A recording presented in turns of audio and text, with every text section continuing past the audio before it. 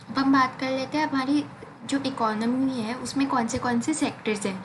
ये हम agricultural, industrial वो सारों की बात नहीं कर रहे हैं, अभी हम इकोनॉमी के हिसाब से सेक्टर्स देख रहे हैं। तो इकोनॉमी के हिसाब से 4 सेक्टर्स होते हैं। एक होता है हाउस होल्ड सेक्टर, एक होता है प्रोड्यूसर, एक होता है गवर्नमेंट, और चौथा होता है अपना एक्सटर्नल। तो हाउस होल्ड सेक्टर में आते हैं फैमिलीज़, हम जैसे लोग, कंज्यूमर्स, ठीक है। और हाउस होल्ड्स के पास सारे फैक्टर्स ऑफ प्रोडक्शन होते हैं। अब ये बात समझना अच्छे से, हमारे पास 4 फैक्टर्स ऑफ प्रोडक्शन होते हैं: लैंड, लेबर, कैपिटल और एंटरप्रेन्योरशिप।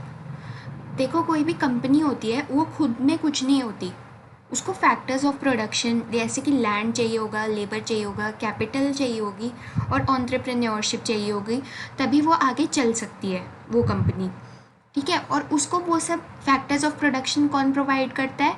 House holds. जैसे कि अगर रिलायंस चलता है तो रिलायंस जिस ज़मीन पे है वो किसकी है?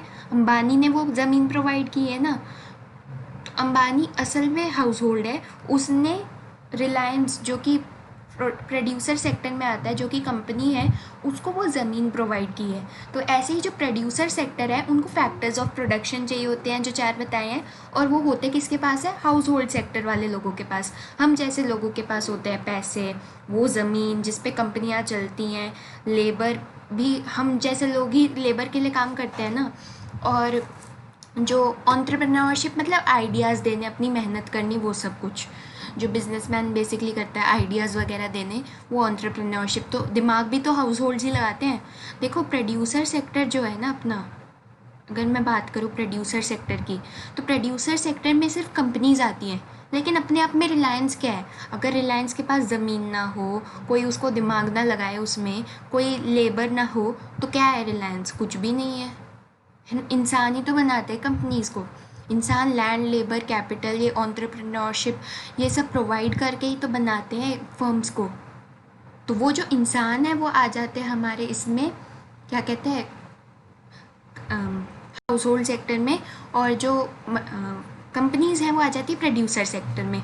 तीसरी आ जाता है गवर्नमेंट। गवर्नमेंट तो हमें पता ही है, जो हमारी भलाई के लिए सड़कें वड़कें बनाते हैं।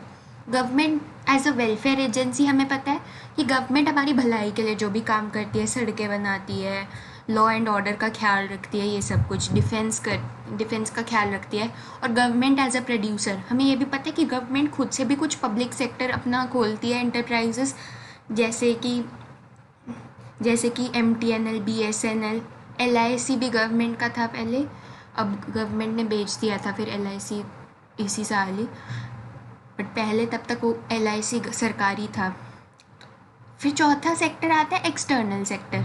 एक्सटर्नल सेक्टर होता है बाकी के सारे देश, उन देशों के साथ इम्पोर्ट, उन देशों के साथ एक्सपोर्ट, वो सब आता है एक्सटर्नल सेक्टर में, ठीक है।